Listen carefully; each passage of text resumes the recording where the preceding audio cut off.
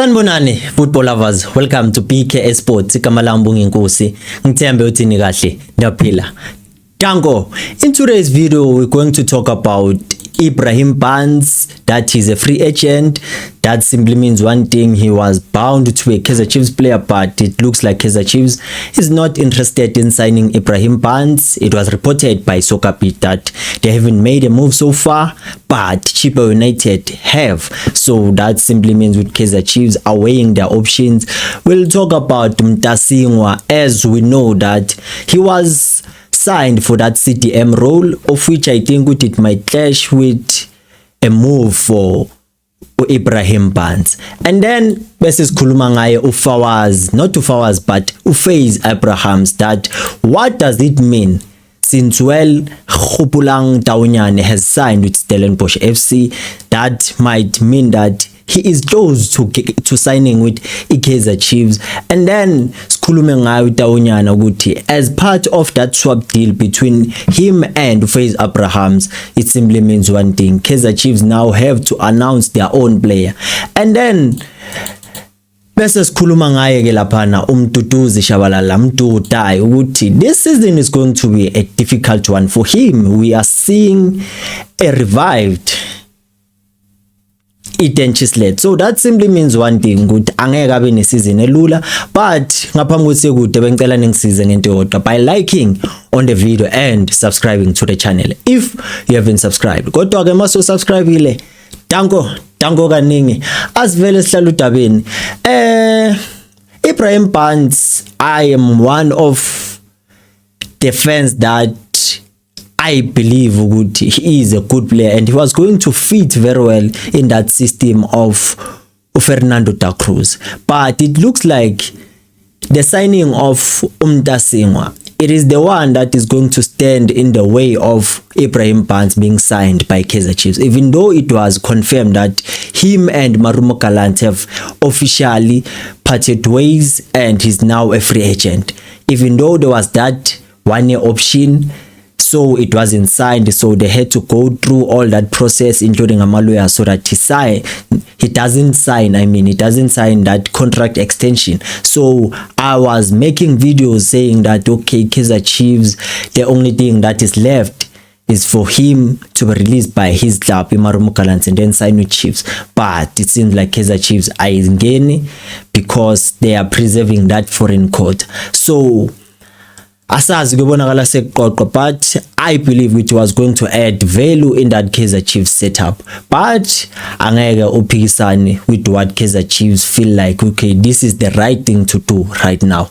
And then we'll talk about Adolf Mtasingwa Pitekeko ukuthi is he going to be a player that is going to be preferred in that CDM role, or there's going to be that exchange of a position between him and Umaboy, or Umaboy will be pushed in advanced position so that he can play as an attacking midfielder, as he was playing as an attacking midfielder before he came to Kaizer Chiefs. And also when he came at Chiefs, he played, I think if not mistaken, 1 or 2 games as an attacking midfielder, but he was changed to a CDM because of his quality and adaptability ability. So that simply means one thing: with coach is going to have it difficult to decide, but it's a good competition. I believe they both carry different attributes that can help the club, especially in that CDM role,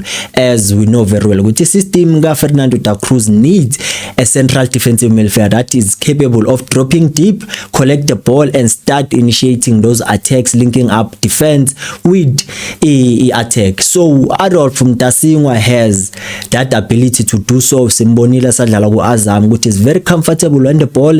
He can protect the back four. He's very composed on the ball. And one thing I like about him is those long range passes. He's very accurate and he doesn't make a lot of touches. He played simple 1-2 1-2, so we know very well that less touches on the ball, it simply means one thing: quicker movements going forward. So that can be beneficial for Kaizer Chiefs if they want to have that counter attack that is going to be explosive. but competition niyazi bafethu ukuthi zizokhala lapha. There's also work, so I believe it is a healthy one. And then with Faze Abrahams, I believe ukuthi the deal is closed between Stellenbosch and Kaizer Chiefs, as it was said ukuthi uKhupulang Taunyane is going to be a swap deal player that is going to swap with Faze Abrahams. Faze Abrahams is going to Chiefs, Taunyane is going to Stellenbosch. Since Stellenbosch announced Taunyane as their player, so it simply means it's now Kaizer Chiefs that needs to do the honors and announce theirs, because I believe even though we might be excited about Faze Abrahams, as we always do as my fans, with a new player, so it doesn't matter what he's good or not, but I believe it will work in favor of Mfundo Vilakazi. It will force him to improve, as they are signing a player that is within the same age group as him, so he won't be willing to sit on the bench because of Faze Abrahams, but it will force him to improve, level up his game and up step, so that he makes it even more difficult for Faze Abrahams adlale. But I believe there's one attribute that Faze Abrahams has over Mfundo Vilakazi.